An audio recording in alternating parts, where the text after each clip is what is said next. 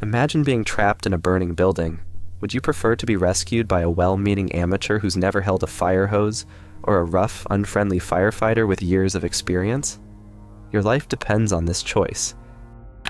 Yet when selecting leaders who control the fate of millions, we consistently choose charming amateurs over competent professionals. In 2005, Hurricane Katrina unleashed its fury on New Orleans, claiming over 1,800 lives and inflicting $125 billion in damage. The true catastrophe wasn't the storm itself, but a stunning failure of leadership. FEMA Director Michael Brown, appointed despite minimal emergency management experience, failed to mobilize resources even with days of advance warning. The Senate later delivered a damning verdict. Katrina was a national failure, an abdication of the most solemn obligation to provide for the common welfare. Brown wasn't malicious, he was simply outmatched by the crisis. This disaster exposes a chilling truth that Niccolò Machiavelli recognized 5 centuries ago. Well-meaning incompetence destroys more effectively than calculated malevolence ever could. In his masterwork, The Prince, Machiavelli argued that a leader's fundamental responsibility is effective governance, not moral posturing or noble intentions. It is better to be feared than loved, if you cannot be both, he wrote, recognizing that ineffective leadership, however well-intentioned, inevitably leads to suffering and societal collapse. This exploration will transform how you evaluate those who seek authority over your life, your community, and your future. By the end, you'll understand why history's greatest catastrophes weren't orchestrated by villains, but by incompetents who genuinely believed they were doing good, and why the most dangerous words in leadership aren't "I intend harm," but rather, "Trust me, I mean well." When we think of dangerous leaders, our minds conjure images of tyrants, calculated evil figures who deliberately cause harm. Yet, history tells a more nuanced story. The truly catastrophic periods in human civilization often weren't orchestrated by evil geniuses, but by well-meaning incompetents who lacked the skills to achieve their aims. Consider the psychological phenomenon known as the Dunning-Krueger effect, where unskilled people overestimate their abilities. Krueger and Dunning demonstrated that people who lack competence in particular domains tend to dramatically overestimate their abilities. Later research by Anderson and colleagues found that individuals with the least expertise were significantly more likely to seek leadership positions during group tasks, despite their lack of qualifications. The greatest damage to civilizations isn't caused by those who intend to destroy, but by those who believe they can build despite lacking the necessary skills. When incompetent leaders gain power, they typically surround themselves with similarly incompetent advisors, not out of malice, but because competent people threaten their self-image. This directly contradicts Machiavelli's counsel that a prince ought to be a great asker and a patient hearer of truth. As he warned, the first opinion that is formed of a ruler's intelligence is based on the quality of the men he has around him. Examine the collapse of the Roman Empire under Honorius, widely regarded by historians as well-intentioned but catastrophically incompetent. While external threats existed, the empire's inability to respond effectively stemmed largely from leadership failures. As historian Edward Gibbon noted in The History of the Decline and Fall of the Roman Empire, the reign of Honorius reveals, perhaps more clearly than any other period, how the fate of empires rests not on the malevolence of enemies, but on the competence of those entrusted with their defense. Gibbon's insight aligns perfectly with Machiavelli's view that a leader's primary duty is effective protection of the state. For a more contemporary example, consider Zimbabwe under Robert Mugabe. Initially hailed as a liberator, Mugabe's economic policies, particularly his land reform program, implemented with incompetent execution, transformed Africa's breadbasket into a nation plagued by hyperinflation and food shortages. His intentions to correct colonial injustices were arguably noble, but his catastrophic incompetence in implementation led to far greater suffering than a more calculating but competent leader might have caused. Have you ever found yourself preferring a competent adversary over an incompetent ally? That instinct might be evolutionary wisdom speaking. In competitive environments, predictable competence, even opposed to your interests, allows for strategic response. As Machiavelli observed, there is nothing more difficult to take in hand, more perilous to conduct, or more uncertain in its success than to take the lead in introducing a new order of things.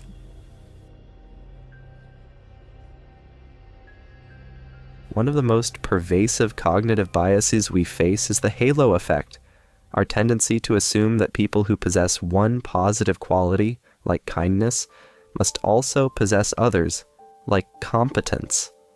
This psychological shortcut becomes dangerous when applied to leadership.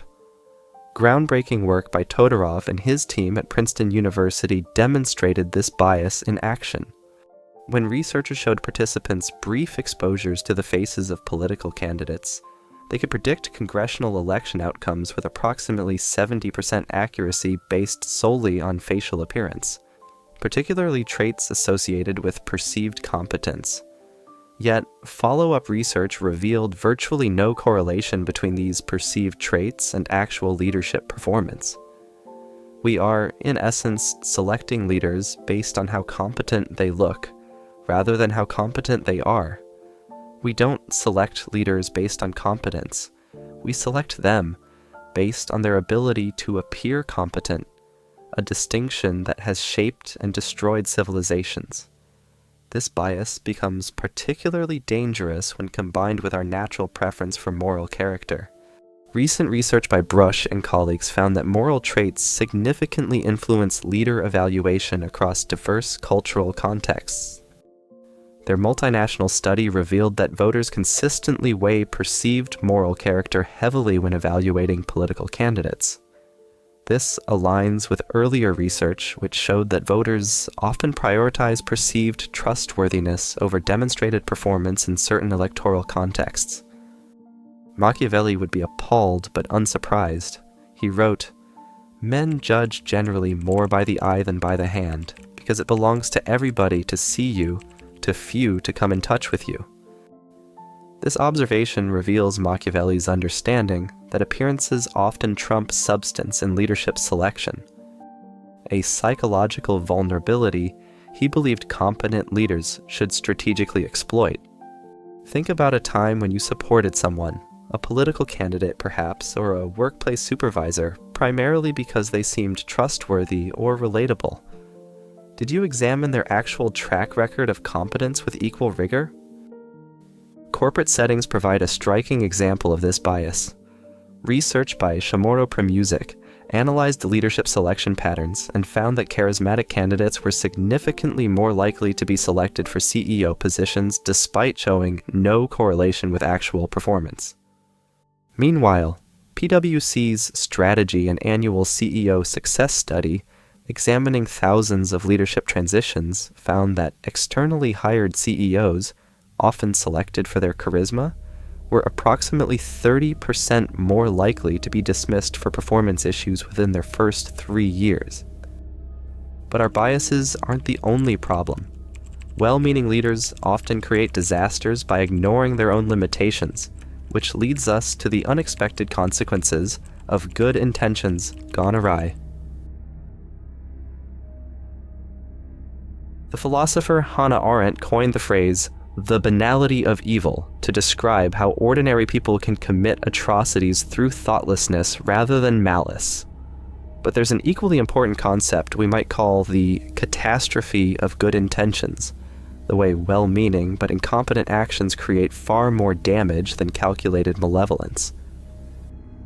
Research from the Institute for Government examined policy-making effectiveness across multiple countries and found that initiatives framed primarily in moral or ethical terms frequently suffered from implementation challenges.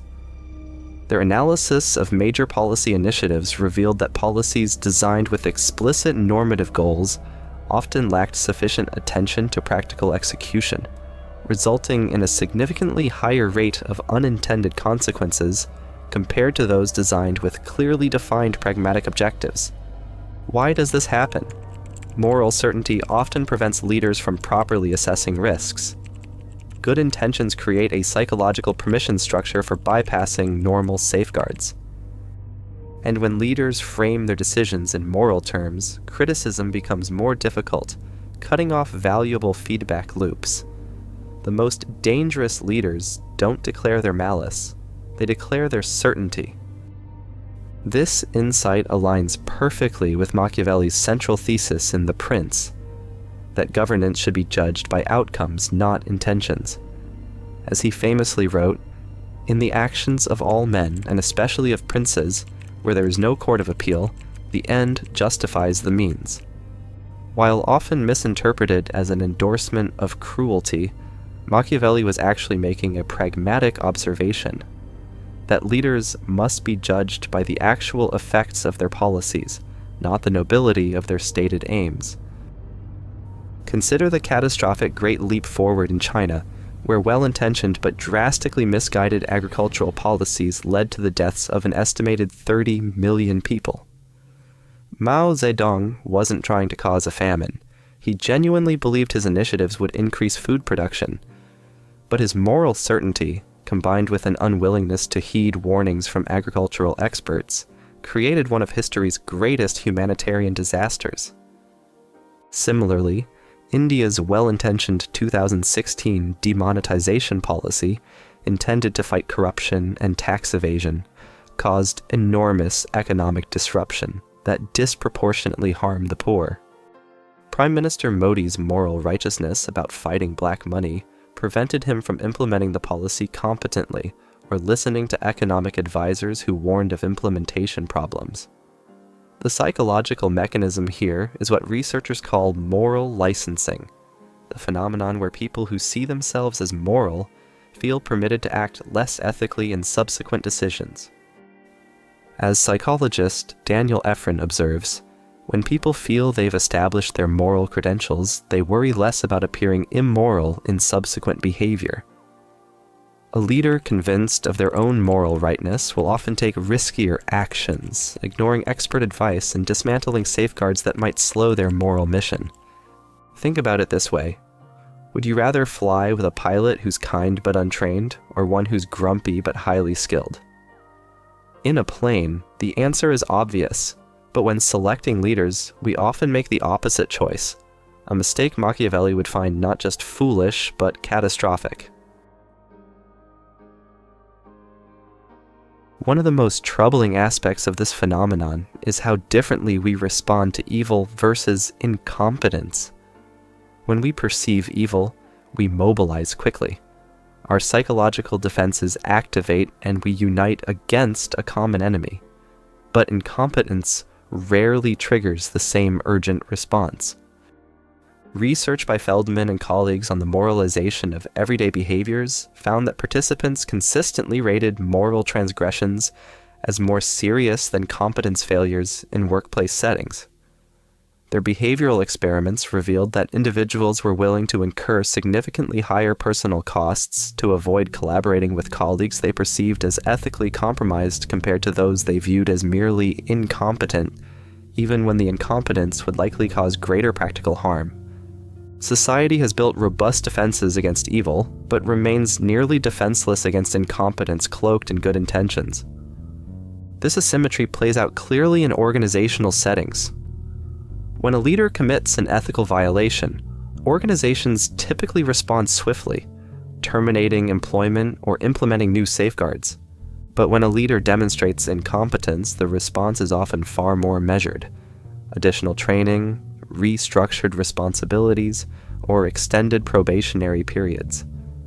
Machiavelli understood this asymmetry well. He observed that people react strongly against perceived cruelty, but are remarkably tolerant of incompetence that causes far greater harm. As he wrote, "Men are less concerned with offending one who makes himself loved than one who makes himself feared. Our emotional preference for well-meaning leaders blinds us to the greater damage their incompetence may cause." Consider Greece's debt crisis of 2009 to 2018. Years of well-intentioned but fiscally incompetent governance created a situation that caused massive unemployment, poverty, and social upheaval. The Greek population suffered far more from this incompetence than they would have from more austere but competent fiscal management. Yet the incompetent politicians who created the crisis often faced less public outrage than the technocrats who implemented painful but necessary reforms. Psychologically, this makes sense. Evil triggers our threat detection systems. It feels dangerous and foreign. Incompetence, however, feels familiar and non-threatening. We all experience it ourselves, and we're socially conditioned to be forgiving of honest mistakes. Furthermore, criticizing incompetence often feels mean-spirited.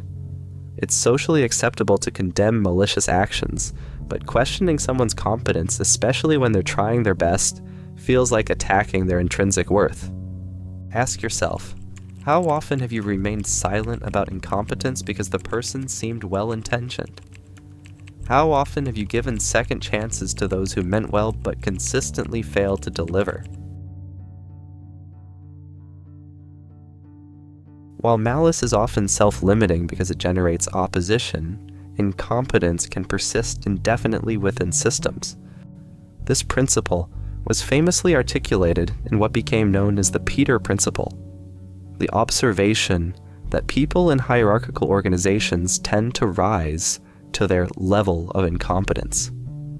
In simpler terms, people get promoted based on success in their current role until they reach a position where they can no longer perform effectively, and there they remain. An analysis by Benson, Lee, and Xu examined data from 214 companies and provided empirical evidence for the Peter Principle. They found that companies routinely promoted employees based on their performance in their current role rather than management potential, resulting in a significant decrease in team productivity when high-performing individual contributors became managers. What makes systemic incompetence so pernicious is how it creates cascading failures that become normalized over time. When incompetent leadership becomes the standard, performance metrics are adjusted downward, expectations are lowered, and what once would have been considered unacceptable becomes the new normal. Evil systems collapse under their own oppressive weight, but incompetent systems can persist indefinitely, protected by the very virtues they claim to uphold. This insight aligns with Machiavelli's observation that maintaining the stability of the state requires constant vigilance against incompetence. As he noted, whoever desires constant success must change his conduct with the times. Systems that cannot adapt due to entrenched incompetence eventually fail, but often after causing enormous suffering. Have you noticed how difficult it is to reform systems that everyone agrees are failing? The resistance rarely comes from malicious actors, but from well-intentioned people who simply lack the competence to envision or implement better alternatives. Consider the case of large-scale government projects. A comprehensive study examined 258 major infrastructure projects across 20 countries and found that 86% exceeded their budgets, with an average overrun of 28%. Yet rather than being seen as evidence of systemic incompetence, these failures were typically attributed to unforeseen circumstances, explanations that protected the incompetent decision-makers while ensuring similar mistakes would be repeated. As management expert W. Edwards Deming once observed, "A bad system will beat a good person every time." Deming's insight underscores how critical systemic competence is. Even highly skilled individuals cannot overcome fundamentally flawed organizational structures. This systemic nature of incompetence reveals another troubling dimension: how it spreads through organizations like a contagion, creating what we might call incompetence cascades. Perhaps the most troubling aspect of incompetent leadership is how it propagates throughout organizations and societies. Unlike evil, which tends to create resistance, incompetence often creates more incompetence through several well-documented mechanisms. Research by Tepper tracked the effects of poor leadership on employee performance across multiple organizations. The findings revealed that employees working under incompetent or abusive managers showed significant declines in problem-solving abilities and productivity over time. This aligns with Robert Sutton's extensive work on toxic leadership, which documented how poor management systematically degrades organizational capability. The true cost of incompetent leadership isn't just what they do wrong, it's the competence they destroy in others. This cascade effect would not have surprised Machiavelli, who understood that virtue and capability in leadership shapes the character of the entire state. As he wrote, "The actions of a new prince are more closely observed than those of a hereditary one." Leaders set standards that permeate entire organizations and societies, for better or worse. Consider the collapse of the Soviet Union. While ideological factors played a role, the Soviet system's inability to adapt stemmed largely from entrenched incompetence protected by ideological orthodoxy. By the 1980s, Soviet leadership had become so divorced from reality that they couldn't accurately assess their own economic conditions, leading to systemic failure affecting millions. Why does this happen? First, incompetent leaders provide poor models for learning. Second, they create environments where excellence isn't recognized or rewarded appropriately. Third, they often establish dysfunctional processes that constrain even capable individuals. The neurological basis for this cascade effect is what neuroscientists call mirror neurons, brain cells that activate both when we perform an action and when we observe others performing it. When we're continuously exposed to incompetent behaviors and decision-making processes, these patterns become encoded in our neural pathways, influencing our own behaviors even unconsciously. As leadership expert Jim Collins noted in his research on organizational decline, a company's decline often begins with the adoption of mediocrity as an acceptable standard. Collins's observation reminds us that incompetence doesn't just affect individuals, it reshapes organizational cultures and expectations. Consider your own experiences in workplaces. Have you noticed how quickly practices deteriorate under poor leadership? How excellence becomes exceptional rather than expected? How mediocrity becomes not just tolerated, but institutionalized? These aren't random occurrences, but predictable outcomes of incompetence cascades. We live in an era of unprecedented complexity. From climate change to artificial intelligence, from pandemic response to global economic systems, the challenges facing modern leaders require higher levels of competence than at any previous point in history. This increasing complexity makes the dangers of incompetent leadership exponentially greater. Research on policy complexity by Lissac and Rivkin documented the exponential growth in regulatory and policy complexity over recent decades. Their analysis of major government initiatives showed that modern policies involve significantly more interconnected variables and feedback loops than comparable initiatives from earlier eras, creating governance challenges that traditional leadership models struggle to address. As our world grows more complex, the gap between required competence and actual leadership capability widens, making incompetence an existential threat rather than merely an inconvenience. Machiavelli recognized this challenge even in his time. He observed that leadership requires adapting to changing circumstances, what he called fortuna, which is translated as fortune. As he wrote, "I conclude, therefore, that fortune varying and men remaining fixed in their ways, men are successful so long as fortune and policy are in accord, and when there is a clash, they fail. In today's rapidly changing complex world, this adaptability becomes even more crucial. Consider how different countries responded to the COVID-19 pandemic. Nations with competent, adaptive leadership like Taiwan, New Zealand, and South Korea experienced vastly lower death rates than countries where leaders either denied the problem or implemented inconsistent, scientifically unsound policies. The human cost of this incompetence was measured in hundreds of thousands of preventable deaths. This creates what complexity theorists call a competence gap, the growing distance between the skills needed to address our challenges and the actual capabilities of those in leadership positions. This gap helps explain why well-intentioned policies increasingly produce unintended consequences despite good intentions. Neuroscientist Ian Robertson has documented how increasing complexity affects decision-making. His research shows that as system complexity increases, intuitive decision-making, the kind favored by charismatic but untrained leaders, becomes exponentially less effective. In high-complexity environments, structured analytical approaches and domain expertise become not just beneficial, but essential. As systems theorist Donella Meadows pointed out, we can't control systems or figure them out, but we can dance with them. Meadows' insight reminds us that addressing complex challenges requires leaders with the humility to acknowledge complexity and the competence to navigate it adaptively.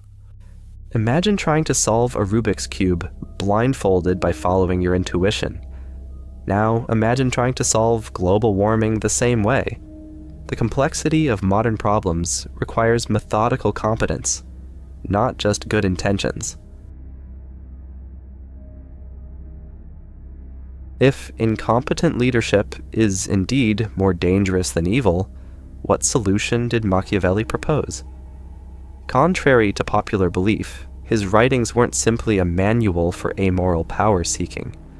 Rather, he advocated for a concept of virtue, not moral virtue as we typically understand it, but a kind of practical competence in governance. Machiavelli's virtue encompassed the skills, judgment, and effectiveness needed to achieve positive outcomes in complex political environments. In his treatise, The Prince, Machiavelli presents virtue as the counterforce to fortune. While fortune represents unpredictable circumstances beyond a leader's control, virtue represents the capability to navigate these challenges effectively. As he writes, "It is better to be impetuous than cautious, for fortune is a woman, and it is necessary if you wish to master her to conquer her by force." This metaphor, while problematic by modern standards, emphasizes Machiavelli's belief that competent, decisive leadership can overcome even the most challenging circumstances. Modern psychological research supports this Machiavellian view. A comprehensive meta-analysis by Judge and colleagues examined leadership effectiveness across multiple studies and found that cognitive abilities, a key component of competence, consistently predicted leadership effectiveness across diverse contexts. Their analysis established that practical competence remains one of the strongest predictors of organizational outcomes, even when accounting for other leadership qualities. The most ethical decision a leader can make is to step aside when they lack the competence to lead effectively. This finding challenges our conventional understanding of ethical leadership. We typically equate ethical leadership with good intentions and moral character. But if incompetence predictably leads to harm, then competence itself becomes an ethical imperative, a perspective Machiavelli understood 5 centuries ago. Consider Singapore under Lee Kuan Yew.